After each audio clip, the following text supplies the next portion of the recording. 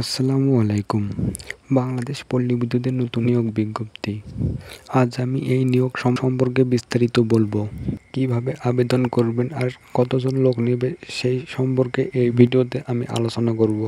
আর আবেদন ফি কত টাকা নিবে সেটিও আজকে আপনাদেরকে জানাবো। তো কথা না বাড়িয়ে মূল বিষয়ে চলে যাওয়া যাক। এখানে 2 নম্বরে আছে মিটার রিডার কাম মেসেঞ্জার চুক্তিভিত্তিক। এখানে প্রার্থীকে অবশ্যই এসএসসি পাস হতে হবে। আর এখানে শুধু ছেলেরাই আবেদন করতে পারবে। আর একটি গুরুত্বপূর্ণ বিষয় হলো প্রার্থীকে অবশ্যই সাইকেল চালানো পারদর্শী হতে হবে। 18 থেকে 25 বছর বয়সী ছেলেরাই শুধু আবেদন করতে পারবে। এবারে আমরা আলোচনা করব আবেদন ফর্ম পূরণ এবং পরীক্ষায় অংশগ্রহণ সংক্রান্ত শর্তাবলী।